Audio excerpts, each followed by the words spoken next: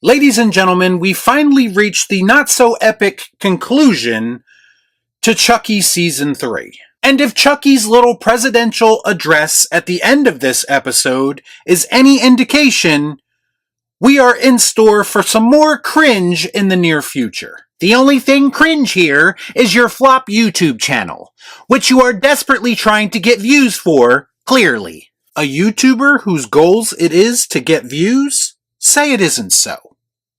Let's discuss. I watch so you don't have to.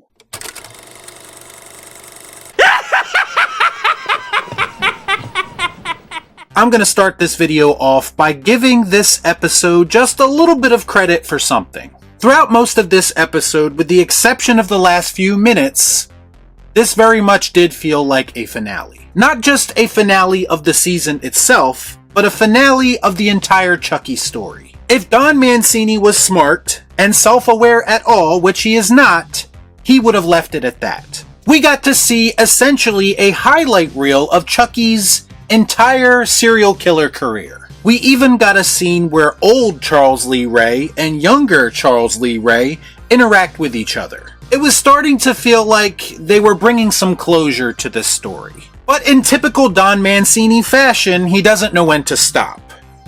Because this episode would eventually end with a rushed cliffhanger. A conclusion that basically resets everything to exactly how it was prior to this series existing. Seeing Chucky and Tiffany willingly back in their doll forms, riding off into the sunset, apparently ignoring all the times that they've tried to kill each other recently, it made this entire series feel like a bigger waste of time than it already was. We are basically back to square one once again, and I have to ask the question, what is the point? What was the point? The point was to enjoy the ride, which is something you are clearly incapable of doing. I think it's safe to say you don't get it. Anyway, this episode begins with Tiffany getting busted out of prison right before her execution. And apparently she had a lot more help and a lot more brainwashed people on her side in the prison than we were led to believe. It felt pretty random and quite frankly convenient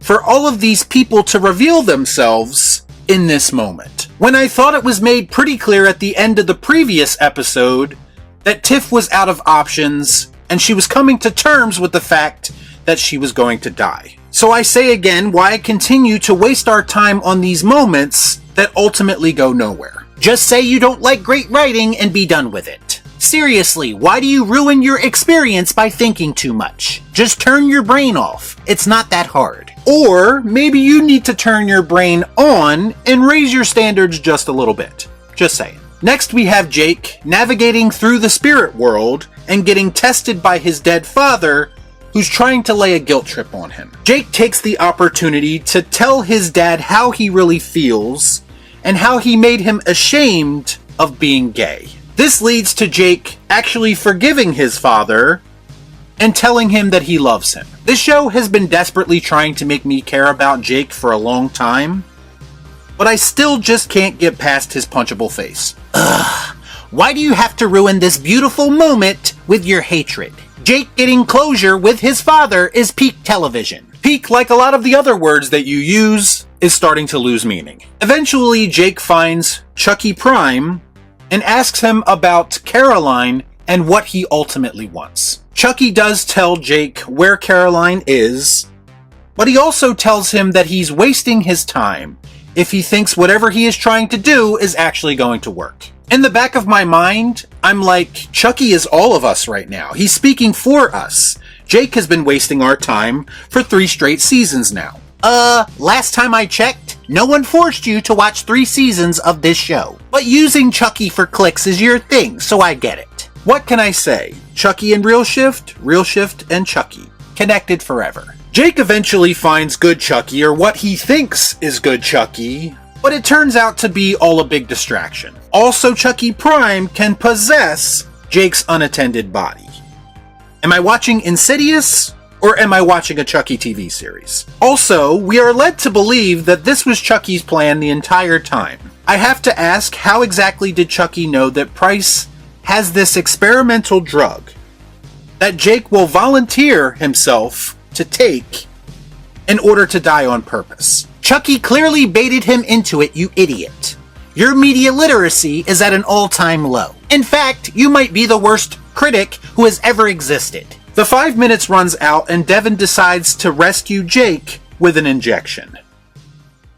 That means two things. So Chucky in Jake's body now has a few awkward exchanges with people, including a somewhat humorous introduction, if I'm being honest, of himself, Devin, and Lexi when they go to meet Wendell. I'm not going to lie, I did chuckle just a little bit in this moment. I did see a lot of people already praising Zachary Arthur's performance as possessed Jake, but I'm not really seeing it. He's pretty much just doing the facial expressions and mouthing the words, and then they just dubbed Brad Dourif's voice over that. So needless to say, it was nowhere near as good as Possessed Nika, where she was doing the voice and all, so in that aspect, Jake's possession didn't leave me all that impressed. Surprise, surprise, you just refuse to give Jake any credit. He's literally doing the best that he can. And let's face it, it's a better performance than you could ever give. Well, I'm also not an actor, so there's that. So Possessed Jake, Devin, and Lexi go to Wendell Wilkins' house, where Caroline is supposed to be, only to find out that Wendell is the good guy creator, and he and Caroline are absolutely batshit insane. And Caroline is actually the source of the big reveal when she says hi to Chucky in Jake's body and tells him he has a nice perm. To which Devin responds, "Jake's hair is naturally curly, you monsters." Perm jokes in a Chucky TV series. It's cringe that I didn't know we needed, and this moment actually made me dislike Devin for the first time. Now you have a problem with them acknowledging Jake's natural beauty? You're probably just jealous because you're bald under that hat. That's certainly a theory. I also noticed that Wendell talks about the Chucky doll murders ruining his reputation as a doll maker. So once again, the show is not really making it clear as to whether or not Chucky being a killer doll is common knowledge or a big secret. Because it does seem like throughout the course of the show, some people know about it and some people don't. There's no real consistency to it. I think it's safe to say that you're taking this show about a killer doll way too seriously. I assure you, I'm not taking any of this seriously. The episode concludes with Chucky and Tiffany reuniting and being put back in their doll forms. And the real Jake, Devin, and Lexi are turned into marionette puppets? Or they are transferred into these dolls? I'm not really sure. Nor do I care, but I will say two things about this.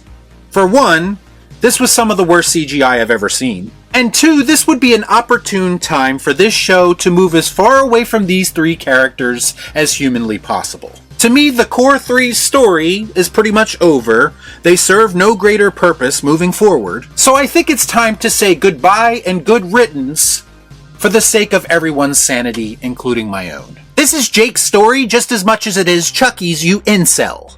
Get used to it. He's not going anywhere. So that concludes another season of Chucky, and I have to say, all jokes aside, and putting our differences aside, me and you co-hosting these videos has been a success, wouldn't you say? Oh yes, it's been my pleasure to expose you for the fraud that you are firsthand. What's funny is, your channel wouldn't even exist if this was my universe. Well, I mean, I think that's... Wait, what?